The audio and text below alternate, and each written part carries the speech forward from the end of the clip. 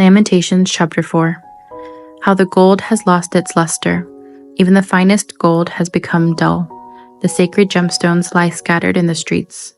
See how the precious children of Jerusalem, worth their weight in fine gold, are now treated like pots of clay made by a common potter. Even the jackals feed their young, but not my people Israel. They ignore their children's cries like ostriches in the desert. The parched tongues of their little ones stick to the roofs of their mouths in thirst. The children cry for bread, but no one has any to give them.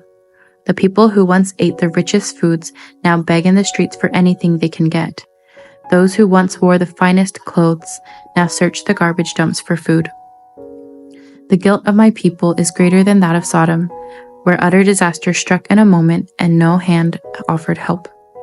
Our princes once glowed with health, brighter than snow, whiter than milk. Their faces were as ruddy as rubies, their appearances like fine jewels. But now their faces are blacker than soot. No one recognizes them in the streets. Their skin sticks to their bones. It is dry and hard as wood. Those killed by the sword are better off than those who die of hunger. Starving, they waste away for lack of food from the fields. Tender-hearted women have cooked their own children. They have eaten them to survive the siege.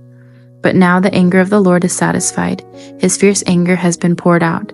He started a fire in Jerusalem that burned the city to its foundations. Not a king in all the earth, no one in all the world would have believed that an enemy could march through the gates of Jerusalem.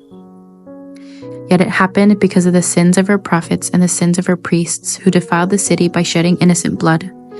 They wandered blindly through the streets, so defiled by blood that no one dared touch them. "Get away," the people shouted at them. "You're defiled, don't touch us."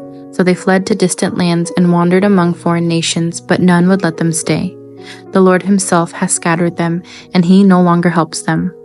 People show no respect for the priests and no longer honor the leaders. We looked in vain for our allies to come and save us, but we were looking to nations that could not help us. We couldn't go into the streets without danger to our lives. Our end was near, our days were numbered, we were doomed. Our enemies were swifter than eagles in flight. If we fled to the mountains, they found us. If we hid in the wilderness, they were waiting for us there. Our king, the Lord's anointed, the very life of our nation, was caught in their snares. We had thought that his shadow would protect us against any nation on earth.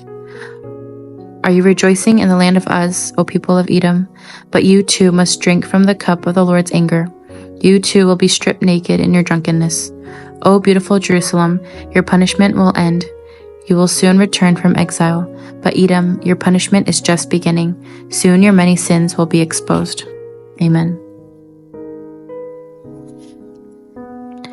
In this chapter, Jeremiah vividly depicts the intense suffering of Jerusalem's inhabitants, highlighting the destruction of the temple, the resulting famine, the collapse of social order, and the deep spiritual confusion that followed.